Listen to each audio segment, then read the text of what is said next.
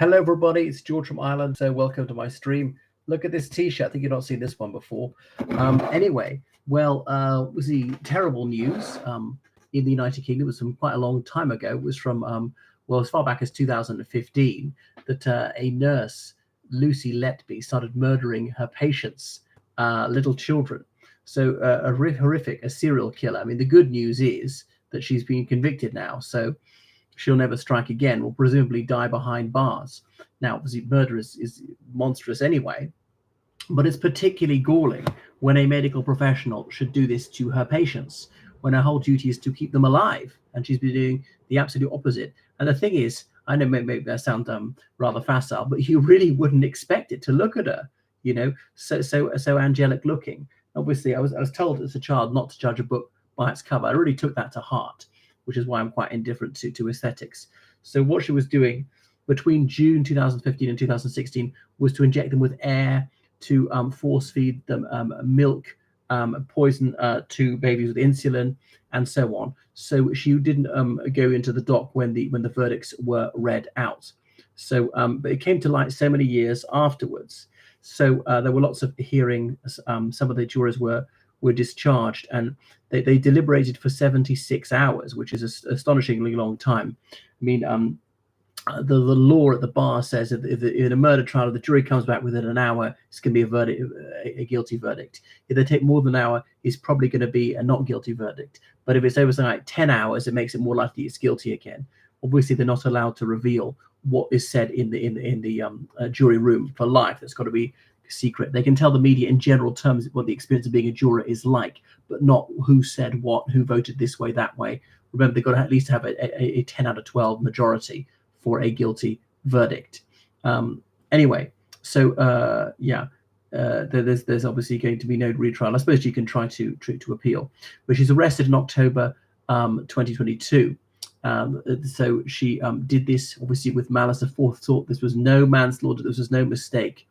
And she somehow got away with these murders. And one thing is that nobody suspected a thing for quite a long time. It was 6 years after the last murder that she did this.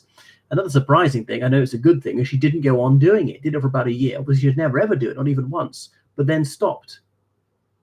But you think, if she's that much of a psychopath, would she continue? I'd rather she didn't murder any children. I mean, 6 is too many already, but I'm pleasantly surprised it wasn't even more. So it's horrific, and obviously that is anguish that the parents will never get over. So before she came onto that neonatal unit, there were very few baby deaths in the unit, under 3 a year. But Cheshire Police, because she's working in Cheshire, that county, northwest West England, they noticed a spike in these deaths, and then the near fatal incidents with premature babies. So she's looking after preemies. They were obviously particularly vulnerable. And the trial went on for 10 months, probably the longest trial in British history. Okay, so there were more murders that she was accused of, but the jury failed to reach a verdict on those ones. So one of the jurors had been discharged. There were 4 men and 7 women on the case, heard at Manchester Crown Court. That's a criminal court that cases go to when it's going to attract a sentence of over 2 years. And has she been sentenced? Surely it's going to be life imprisonment without possibility of parole. Justice has been done. My goodness. And she was foolish enough to write a note saying, "I'm evil and I did this," about one of these murders. But she was suspected of up to 13 murders, but I think convicted of only 6 girls and boys. And then one of the children whom she very badly harmed survived. He's now 7 years old. He's caused him neurological problems and things like that. Okay, so will it provide some sort of closure for the parents? Well, perhaps. So anyway, police detectives, they look into over 4,000 incidents where babies were admitted to that hospital where she was working as a neonatal nurse to see, if they died, was she involved in the death? Were they harmed? Did she somehow injure them? Did she attempt to murder them? She obviously trying to make it not too obvious. She was working at the Countess of Chester Hospital, and then she did 2 placements at Liverpool Women's Hospital. There were some babies in Liverpool Women's Hospital as well. Anyway, so but in Liverpool Women's Hospital, she doesn't appear to have killed any children or indeed attempted to do so. So various pediatricians have come into this. The baby's been identified as baby A, baby B, baby C, baby D, baby E, baby F, baby G, baby I, and so on. And then, so a lot of the murders or attempted murders were summer of 2015. Then there were several months where she didn't attempt it at all, it seems, and then began again in April 2016. What an odd a pattern of offending. So staggering. What would the motive be? There's obviously no financial gain. Some sort of a thrill for it. Is it she just detested the human race? People get the idea of playing God, the power, sheer sadism. But what would happen to the empathy? Well, this is what's psychopathic about it. The conscienceless. People normally have a conscience and their inner voice. I don't like to hurt innocent people. I like to see people happy. Dislike suffering. I mean, I could never be a doctor or nurse because I just don't like to see suffering, full stop. But you presumably want to heal. You want to relieve pain. And obviously when someone gets killed, what gets me is not so much the person himself or herself. That person is dead. He or she can't suffer any longer. It's the grieving relatives. It's the people wailing by the graveside. That's what I find very, very difficult to cope with. So anyway, I don't support the death penalty. Many people would say, well, she would deserve it. So they go on through 32,000 pages of evidence. The detectives had to interview over 2,000 witnesses. They identified even more witnesses whom they didn't interview in the end.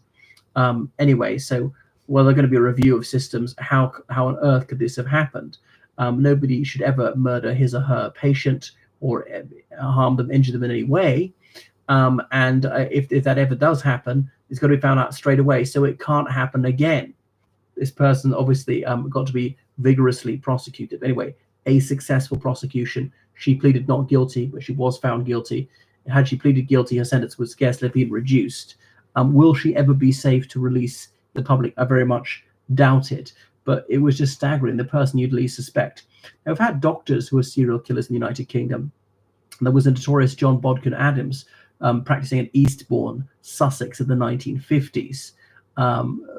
Rumored to be the wealthiest general practitioner in the United Kingdom, always moaning about how much super tax he paid. And stories of his murders were read with a keen eye by a 12-year-old Yorkshire schoolboy named Harold Shipman. Harold Shipman later became a doctor himself and was a serial killer in Lancashire in the late 1990s before being convicted of various murders. Now, John Bodkin Adams was actually acquitted of the only case he was charged with. And astonishingly, despite breaches of the Controlled Drugs Act, he was given his license back and carried on to practice until his death in the early 1980s. Admittedly, had hardly any patients because people widely thought he got away with that one. It was an establishment cover-up. One of his patients was the Duke of Devonshire, who was the brother-in-law of the then Prime Minister, Harold Macmillan. The British Medical Association didn't want to be left with egg on its face, thought that he could be executed for prescribing medicine, which was heroin, although he'd given people sometimes 12 times the maximum legal dose to kill them. And the other thing that I thought is very noticeable about this case is, had these babies been slightly younger, weeks younger, maybe days younger, she wouldn't have been prosecuted at all. She would have been paid and rewarded and promoted and commended. It was just because they were outside the womb that they were not fair game. But if they were inside of the womb, especially if they're somewhat disabled, she could have killed them with impunity. It's staggering. People make a career out of that and are so sanctimonious. And they have the nerve to call it healthcare. But healthcare is about sustaining a heartbeat, not stopping it. Healthcare is about preventing people bleeding. It's not about making them bleed to death. And exsanguination is how children are killed by the NHS all the time. Now, the NHS does magnificent work, and I use it a lot myself. And most doctors and nurses, dentists, and so on, they're marvelous. But it really does stagger me. But people will be aghast by this case, as I am, and yet support the murder of innocent children, and then pretend it's about healthcare when it's anything but healthcare, and think it's extreme to oppose genocide. Anyway, there we go. It's a conundrum. I don't get it myself. People who demand child protection and in the next breath say, yeah, but the open season on children is absolutely okay. We can kill them so long as they're in utero because they're not human or they're not alive, or some flagrant lie like that won't face up to the hideous reality of what's happening on our time, on our dime, taxpayer funded. Okay, goodbye then.